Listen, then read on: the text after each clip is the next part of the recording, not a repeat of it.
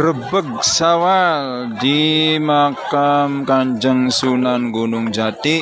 Pagi ini situasi mulai padat. Para Raja Sultan Kanoman mulai memasuki area pintu masuk Sambangan.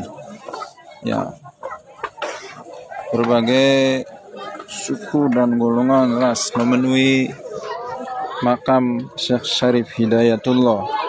Untuk pagi ini sampai jam 12 siang masih ramai.